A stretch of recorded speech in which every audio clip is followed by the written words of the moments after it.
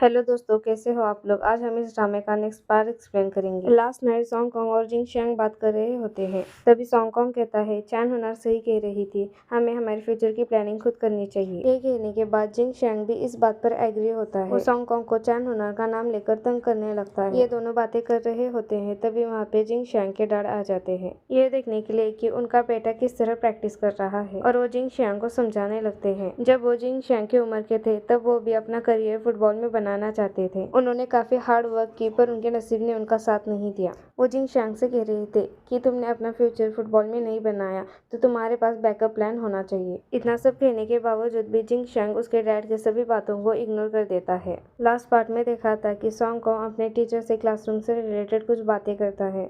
वो अपने क्लासरूम जा रहा होता है, तभी उसे रास्ते में कीकी मिलती है। कीकी सॉन्ग से थैंक यू कहती है, क्योंकि सॉन्ग ने इसे लिखने में कीकी की काफी मदद की थी। सॉन्ग कहता है, तुम्हें थैंक यू बोलने की कोई जरूरत नहीं है। ये कहकर वो वहाँ से चला जाता है। स्कूल खत्म होने के बाद सॉन्ग अपने घर आता है तो देखता है कि उसकी मॉम और डैड उससे काफी नाराज होते हैं, क्योंकि सॉन्ग के टीचर ने फोन करके ये बताया होता है कि सॉन्ग रेगुलर क्लास ज्वाइन करना चाहता है। पर इस डिसीजन के लिए सॉन्ग के मॉम और डैड दोनों में से कोई भी राजी नहीं होते। सॉन्ग की मॉम सॉन्ग को चिल्लाने लगती है कि हमने तुम्हारे लिए काफी कुछ सोचा था, पर तुम ऐसे क्यों कर रहे हो। हमने तुम्हारे लिए काफी अच्छी फ्यूचर प्लानिंग की है। सॉन्ग कहता है, मैं अपनी फ्यूचर प्लानिंग खुद करना चाहता हूँ, आप मुझ पर भरोसा रखिए। मैं रेगुलर क्लास ज्वाइन करके भी आपको काफी अच्छे मार्क्स स्कोर करके दिखाऊंगा। मैं अब उस क्लास में नहीं रहना चाहता।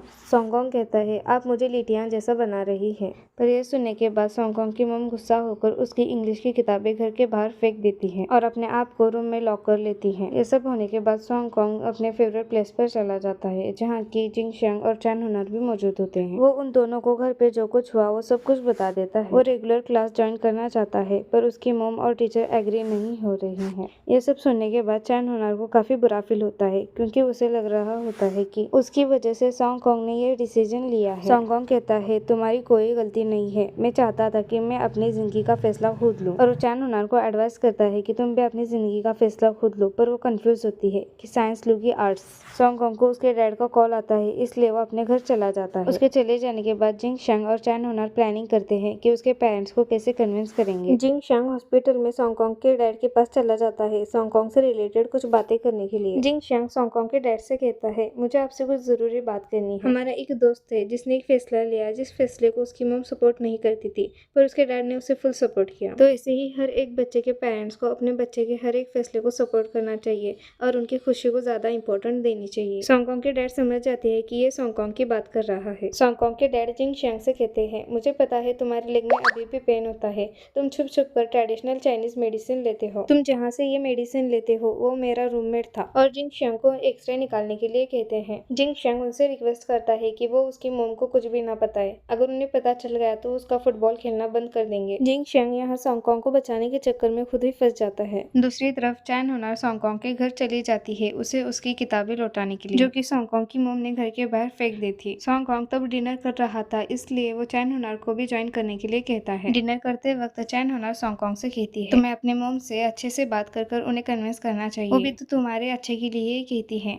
यहाँ पर सॉन्ग ने ऑलरेडी डिसाइड किया था कि उसकी मॉम का गुस्सा जैसे ही शांत होगा वो उनसे बात जरूर करेगा। तभी वहाँ पर जिंग शियांग की मॉम का कॉल आ जाता है। जिंग शियांग की मॉम सॉन्ग से पूछती है कि जिंग शियांग कहाँ पर है, तो सॉन्ग कहता है, जिंग शियांग मेरे साथ हमारे घर पर है, हम दोनों पढ़ाई कर रहे हैं। बल्कि यहाँ तो जिंग शियांग फुटबॉल की प्रैक्टिस कर रहा होता है। चैन होनार सॉन्ग से पूछती है, तुम झूठ क्यों बोल रहे हो, तो सॉन्ग कहता है, जिंग शियांग को ओल्ड लेग इंजरी है, अगर वो फुटबॉल खेला तो उसे ज्यादा दर्द होता है, इसीलिए उसकी मॉम चाहती है कि उसके बेटे को किसी भी तरह की तकलीफ ना हो। पर जिंग शियांग उसकी मॉम की बात नहीं मानता, उसका कहना है कि वो मोहब्बत ही क्या जो दर्द ना दे। चैन होनार का कोई भी फ्यूचर प्लान नहीं होता, इसलिए सॉन्ग उसे सजेस्ट करता है कि वो टैलेंट कोर्स ज्वाइन करे। हम देखते हैं कि हॉस्पिटल के कैंटीन में जिंग शियांग, चैन होनार और सॉन्ग की मॉम लंच कर रहे होते हैं। तभी जिंग शियांग और चैन होनार की मॉम सॉन्ग की मॉम को समझा रही होती है। सॉन्ग एक समझदार लड़का है, वो जो भी करेगा सोच समझ कर करेगा, तो तुम भी उसके फैसले को सपोर्ट करो। पर सॉन्ग की मॉम सुनने के कैपेसिटी में बिल्कुल भी नहीं होती। वो कहती है,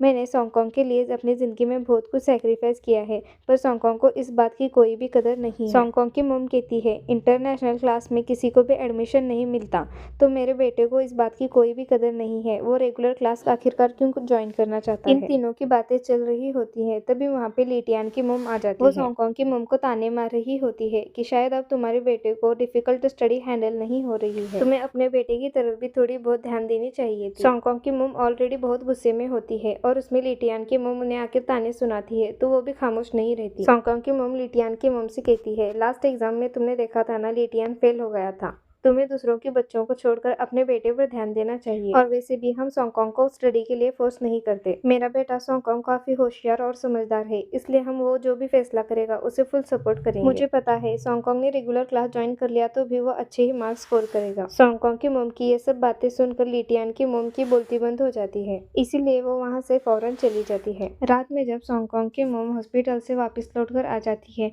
तब वो सॉन्गकॉन्ग और उसके डैड दोनों पे गुस्सा करने लगती है। सॉन्गकॉन्ग और उसके डैड समझ जाते हैं कि सॉन्गकॉन्ग की मॉम काफी गुस्से में है, तो दोनों भी रेगुलर क्लास ज्वाइन करने से रिलेटेड बातें करने का प्लान कैंसिल कर देते हैं। पर इन दोनों का क्या प्लान है ये सॉन्गकॉन्ग की मॉम को पता चल जाता है, तो वो सॉन्गकॉन्ग से कहती है, मैं परमिशन दे देती हूँ, तुम रेगुलर क्लास ज्वाइन कर सकते हो। जिंग शियांग फुटबॉल ग्राउंड में फुटबॉल की प्रैक्टिस कर रहा होता है, तभी उसे मिलने के लिए चैन हुनर वहाँ पर आ जाती है। तभी उसे जिंग शियांग चिढ़ाने लगता है कि तुम तुम्हारे डियर सॉन्गकॉन्ग के साथ क्यों नहीं आई। चैन हुनर कहती है कि माय डियर सॉन्गकॉन्ग ये क्या कह रहे हो। जिंग शियांग कहता है, वो तो तुम्हारी वजह से ही क्लास ट्रांसफर कर रहा है ना, देखो तुम्हारी बातों का उस पर कितनी गहरा असर हो चुका है। चैन हुनर कहती है, मैं तुम्हें यही बताने के लिए आई हूँ, सॉन्गकॉन्ग ये फैसला मेरी वजह से ले रहा है तो ये फैसला लेने की उसे कोई भी जरूरत नहीं है। और ऐसे ही बातों बातों में चैन हुनर को पता चल जाता है कि सॉन्गकॉन्ग ने अपना क्लास ट्रांसफर कर लिया। ये सुनकर वो बहुत ही खुश हो जाती है। रात में जिंग शियांग को याद कर चैन हुनर काफी मुस्कुरा रही होती है।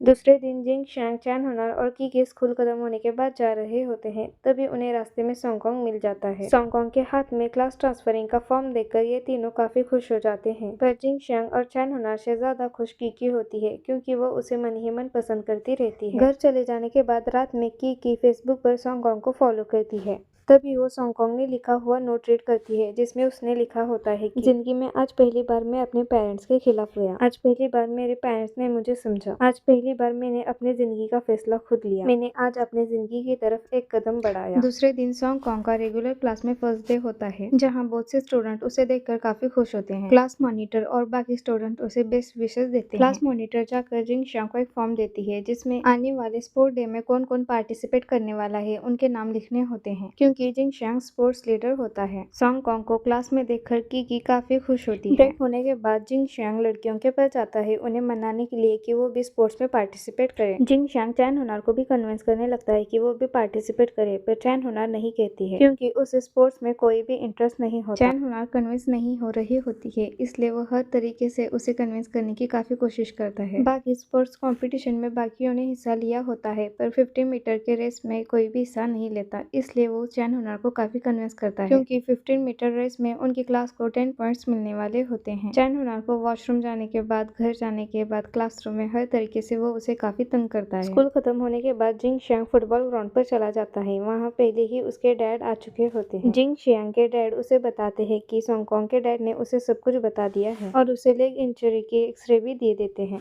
यह सुनकर जिंग शियांग काफी डर जाता है। दूसरी तरफ चैन हुनर के घर पर चैन हुनर की मॉम जिंग शियांग और सॉन्गकॉन्ग की मॉम भी मौजूद होती है। चैन हुनर सॉन्गकॉन्ग और जिंग शियांग के मॉम को हाय हेलो कहकर वो किचन में चली जाती है। चैन हुनर किचन में रुककर जिंग शियांग की मॉम की बातें सुन रही होती है। जिंग शियांग की मॉम कहती है जिंग शियांग को ओल्ड लेग इंजरी है, जो सुनकर चैन हुनर को काफी बुरा फील होता है। सॉन्गकॉन्ग की मॉम चैन हुनर से पूछती है कि स्पोर्ट्स डे कब है। चैन हुनर कहती है नेक्स्ट वीक स्पोर्ट्स डे है। चैन हुनर की मॉम चैन हुनर को वार्निंग करती है, तुम किसी भी स्पोर्ट्स कॉम्पिटिशन में पार्टिसिपेट नहीं करोगी, स्पोर्ट्स की बजाय तुम अपनी स्टडी पे अच्छे से फोकस करो। चैन हुनर, हाँ मैं पढ़ाई पर फोकस करूंगी, ये कहकर वो वहाँ से चली जाती है। चैन हुनर को भी हेल्थ इश्यू होता है, जो कि हमें नेक्स्ट पार्ट में पता चलेगा। अगर आपको हमारी एक्सप्लेनेशन पसंद आई हो तो वीडियो को लाइक और चैनल को सब्सक्राइब करना मत भूले। मिलते हैं नेक्स्ट पार्ट में, तब तक के लिए बाय, टेक केयर गाइस।